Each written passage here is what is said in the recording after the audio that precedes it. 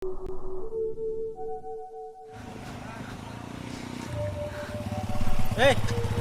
रुक।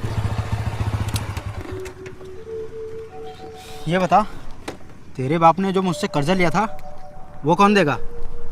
बोल। वो तो कर्जा लेकर दारू पीकर मर गया, अब कर्जा कौन देगा? उसने आज तक मुझको एक भी रुपया नहीं दिया और 2 साल हो रहे हैं पूरे।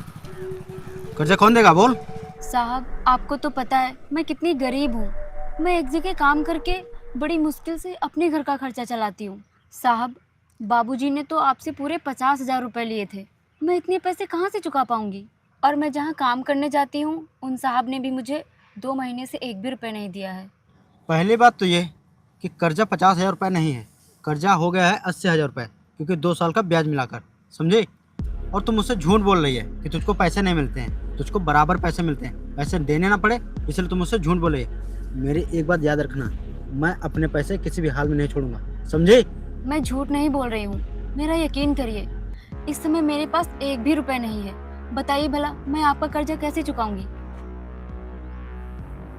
अरे प्रदीप भाई, इधर आना। हाँ भाई, मेरे पास एक आइडिया है। देखो, इसका बाप भी मर गया है और इसका एक छोटा सा घर है, वो भी टूटा फूटा।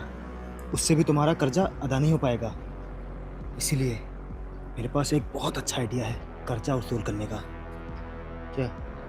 देखो, तुम अपना कर्जा इससे वसूल कर सकते हो, इसका इस्तेमाल करके।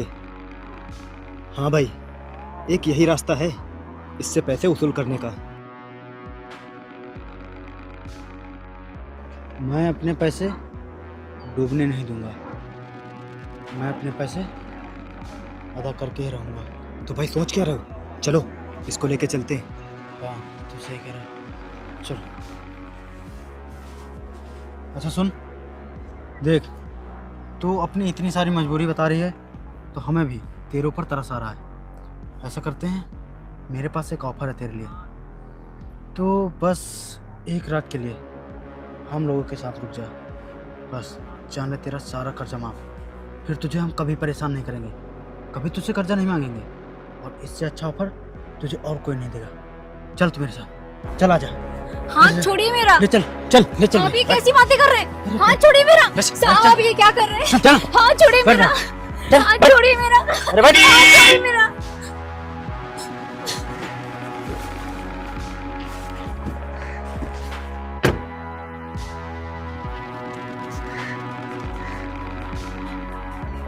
तुम लोग ये क्या बदतमीजी कर रहे हो इनके साथ? बोलो। अरे बोलेगा कुछ? मैं तुझी से पूछ रहा हूँ, लड़की के साथ बदतमीजी क्यों कर रहा था? अरे तू कौन है भाई, और हमारे मैटर में क्यों कूद रहा है? ये हमारा मैटर है, हम खुद देख लेंगे। तो ऐसा कर, तू जा यहाँ से, जा भाई। अच्छा, तो तुझे क्या लगता है कि तू इस तरह सरेआम लड़की के साथ बदतमीजी करेगा, उसको छेड़ेगा और तुझे कोई कुछ नहीं कहेगा? हाँ? लड़के को मैं छेड़ नहीं रहा हूँ, मेरा इससे बहुत ही ज़रूरी काम है, मैं वही कर रहा हूँ। अरे भाई, ऐसा कौन सा ज़रूरी काम आ गया जो तू इस तरह लड़की को बैठा कर लिए जा रहा है ज़बरदस्ती? बोल। देख, अगर तू इतना पूछ रहा है तो बताता हूँ। इसके बाप ने मुझसे 50,000 रुपये लिए थे कर्जा, और वो तो शराब पीकर मर गया और सारी खेतें भी बेच कर चला गया, और इसके पास बचा है एक छोटा सा घर। अब मेरा कर्जा तो ये दे नहीं पाएगी, इसीलिए मैं इससे कर्जा वसूल रहा हूँ, क्योंकि उस छोटे से घर से हमारा कर्जा वसूल नहीं होगा। इसीलिए मैं इसको अपने घर लिए जा रहा हूँ, इससे अपना कर्जा वसूल करने। देख भाई, किसी भी लड़की के साथ ऐसा करना बहुत ही गलत है, इसकी मजबूरी समझो। मैं बहुत दिनों से इसकी मजबूरी समझ रहा हूँ, लेकिन अब मैं इसकी मजबूरी नहीं समझूंगा। और भाई तू जा यार, तू ले चल इसको। रुको, ये बताओ कितना कर्जा है तुम्हारा? बोलो। 80,000 ब्याज मिलाकर।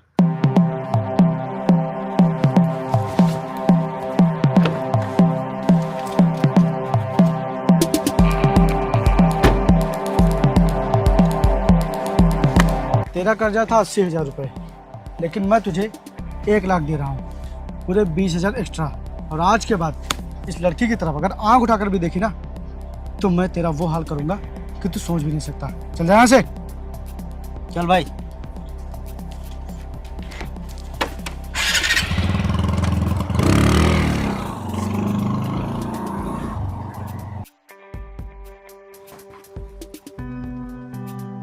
देखिए, अब आपको डरने की कोई भी ज़रूरत नहीं है।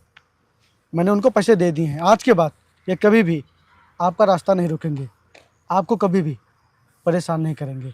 साहब, आपका बहुत बहुत धन्यवाद। अरे आप ये क्या कर रही हैं? आप हाथ क्यों जोड़ रही हैं? आपको हाथ जोड़ने की कोई भी ज़रूरत नहीं है। वैसे आप रहती कहाँ पर हैं? साहब, मैं पास वाले ही गांव में रहती हूँ। अच्छा, तो आप इधर कहीं काम से जा रही थी? हाँ साहब, मैं इधर काम करने जाती हूँ तो वहीं जा रही थी। अच्छा अच्छा, चलिए ठीक है, आप जाइए। और आज के बाद ये कभी भी आपको परेशान नहीं करेंगे। साहब, आप मुझे अपना पता दे दीजिए। आपने जितने पैसे उन्हें दिए हैं, मैं धीरे धीरे करके आपके सारे पैसे वापस कर दूंगी। अरे आप ये कैसी बात कर रही हो? मुझे पैसे लौटाने की कोई भी ज़रूरत नहीं है, समझिए आप। लेकिन साहब, लेकिन वेकिन क्या है इसमें? तुम्हें पैसे लौटाने की कोई भी ज़रूरत नहीं है। और हाँ, मैं तुम्हारी मजबूरी अच्छे से समझ रहा हूँ, इसीलिए कह रहा हूँ तुमसे, तुम ये पैसे वैसे लौटाने के चक्कर में मत पड़ो। जाओ। ठीक है साहब।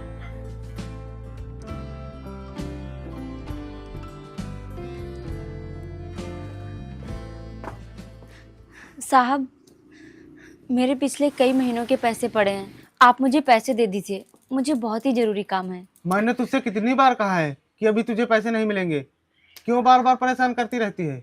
साहब, ऐसा मत करिए, मेरी मजबूरी को समझिए। घर में अनाज का एक दाना नहीं बचा है, मुझे राशन लेने जाना है। आप मुझे कुछ पैसे दे दीजिए। चल ठीक है, ये ले 1,000 रुपए। अब मुझसे 2 महीने पैसे मत मांगना। ठीक है साहब।